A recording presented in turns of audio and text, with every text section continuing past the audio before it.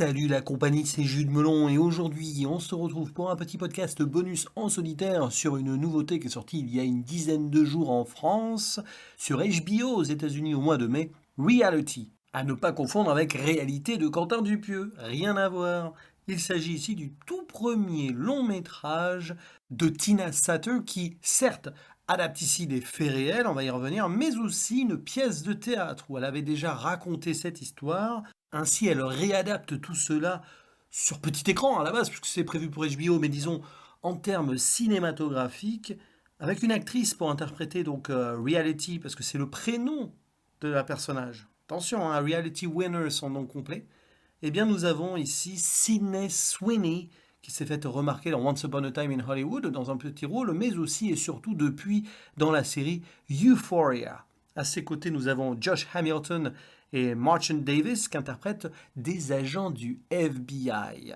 Et nous sommes donc ici en présence d'un drame biographique se déroulant en 2017 où on va suivre les mésaventures de la jeune Reality Winner, qui est une ancienne de l'US Air Force et qui travaille depuis peu dans une sorte d'agence affiliée à la NSA et qui est accusée par le FBI, le gouvernement, qui vient faire donc une perquisition et un long interrogatoire chez elle, d'avoir dévoilé des documents classifiés suite donc à des élections présidentielles qui ont eu lieu quelques mois avant et à l'ingérence peut-être de la Russie au sein de celle-ci, provoquant ensuite le renvoi du directeur du FBI par Donald Trump en personne. D'ailleurs, on a cette actualité qui est montrée sur les écrans dans un flashback où Reality travaille dans son bureau. Et bon, bref, tout ceci nous menant un jour de juin, le 3 juin pour être exact, où deux agents du FBI et d'autres autour, mais c'est surtout ces deux-là, viennent prendre à partie Reality, mais de façon très posée, l'enfermant chez elle dans une pièce assez nue de décoration ou autre, pour longuement l'interroger sur ce qu'elle a pu faire et ne pas savoir si oui ou non elle a fuité ces documents parce qu'ils en sont persuadés, mais pourquoi, comment surtout.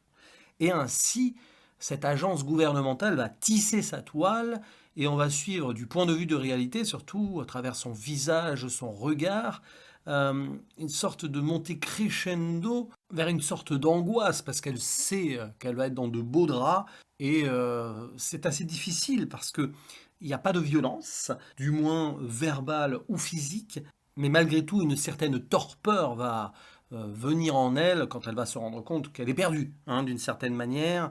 Le tout dans une ambiance assez suffocante qui s'installe en unité de lieu, pour la plupart évidemment, en tout cas de ce qui se passe sur le temps présent. Bon, au début elle est dans sa voiture et tout, mais très vite on l'enferme chez elle, dans son cocon personnel. Presque d'ailleurs comme si le gouvernement volontairement ici, à travers ces deux agents, l'a privée de son espace individuel et personnel. Et puis on est presque aussi dans une unité de temps, même s'il y a des petites ellipses, notamment vers la fin. Cette pression ne cesse vraiment de culminer jusqu'à 20-30 dernières minutes. Remarquable. Alors attention, c'est un film qui est particulier parce que très vite on peut décrocher au bout de 30-40 minutes.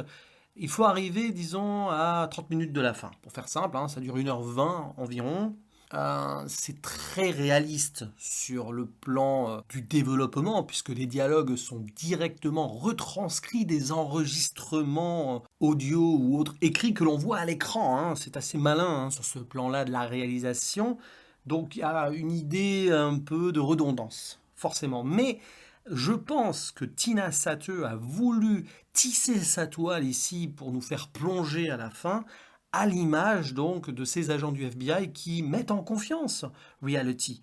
Voilà, avec des questions presque casual, comme on dit, hein, routinières, sur le chat, sur ses habitudes, elle fait du sport, tout ça, elle parle plusieurs langues, ok, super, avec le sourire toujours, pour au final la mettre face à la réalité, à la vérité de ses actes, sans non plus trop la condamner non plus. C'est ça qui est intéressant, mais c'est presque plus vicieux. On voit qu'il y a toute une technique derrière, et donc la mise en scène est très factuelle, hein, sur les deux premiers tiers, mais joue quand même sur cet espace, parce que L'interrogatoire, en majeure partie, va se faire dans une pièce très froide, sans décor.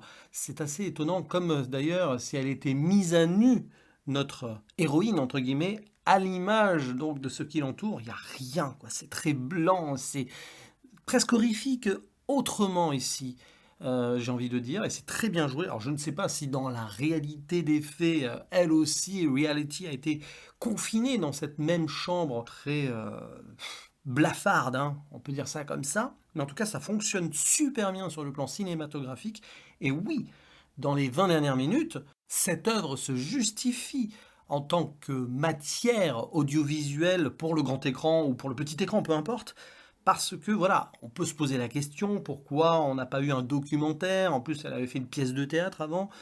Quelle est l'idée derrière de remettre ça comme ça en tant que film? Eh bien, pour deux raisons. Déjà, le montage qui est beaucoup plus malin et intrusif dans notre perception qu'il n'y paraît de prime abord. Enfin, on va finalement s'en rendre compte de plus en plus parce que c'est ça, hein, il y a une avancée comme ça, crescendo, hein, j'y reviens. Et donc, bien sûr, la justification finale est d'autant plus forte puisque je ne dis pas ce qui se passe, mais on sort presque d'une ambiance naturaliste, très réaliste, pour arriver à une perception psychologique de ce qu'elle subit quand on arrive donc à la conclusion de l'interrogatoire. Et c'est difficile à supporter. Et le message est là aussi, parce que c'est un film très important sur ce qui se passe aux États-Unis depuis bien, de nombreuses années, notamment sous l'administration Trump. Ça renvoie aussi à certaines choses préalables, hein, comme Edward Snowden, lui aussi d'ailleurs qui travaillait à la NSA, qui avait été victime aussi comme cela parce qu'il avait voulu faire le lanceur d'alerte. Est-ce que Reality est une lanceuse d'alerte ou est-ce qu'elle a fait une erreur? Alors je ne donne pas de réponse, mais en regardant l'actualité sur Wikipédia, vous saurez très vite en fait, hein. Mais c'est pas le plus important ici. C'est pour nous montrer que donc certains secrets du gouvernement parfois sont gardés dans l'obscurité pour pas faire peur ou au contraire utiliser cela comme un moyen de pression et dire attention autour de nous, il y a des dangers, etc. On connaît hein, cette idée-là de l'Amérique et bah, peut-être ici que cette réalité devait être mise en avant, hein. Et c'est assez fou quand on y pense, c'est le destin derrière ce personnage, cette vraie personne qui existe, dont le nom n'a pas été changé ici. Elle s'appelle Reality Winner. Et justement, est-ce qu'à la fin, elle triomphe de la réalité? Parce que c'est un peu ça son nom, ou elle en est victime? Ben, je vous laisse seul juge, mais disons que la finalité, savoir ce qui lui est arrivé après, ne laisse que peu d'équivoques, vraiment. Et je rajouterai une chose, nous avons ici donc une jeune femme qui, vue de l'extérieur comme ça, a l'air totalement lambda, presque potentiellement fragile, hein, et on a aussi cette construction dans ce film sur ces deux hommes qui essayent de la dominer comme ça, et presque de jouer avec elle, et elle, elle fait face un petit peu comme si de rien n'était, et petit à petit, elle est peut-être en train de s'écrouler parce que nous avons aussi un système patriarcal derrière. Et le fait que ce soit elle qui soit au centre des choses, d'autant plus sous l'administration Trump à l'époque, hein, eh bien ça renforce pour moi quelque chose de passionnant, et je pense que Tina Satte joue beaucoup là-dessus. On peut y voir une sous-lecture aussi féministe derrière, même si c'est avant tout une œuvre politique, pour mettre en avant certains soucis que les institutions américaines ont avec ses citoyens au sens large. Voilà. Donc, je pense que c'est un film qu'il faut voir, qu'il faut défendre, même si, évidemment, une fois arrivé au bout, on se rend compte de beaucoup de choses. Mais il y a peut-être quand même quelques écueils. Moi, j'avoue que certains moments flashback comme ça, bon, c'est pas forcément très utile, où il y a une forme de répétition comme ça là.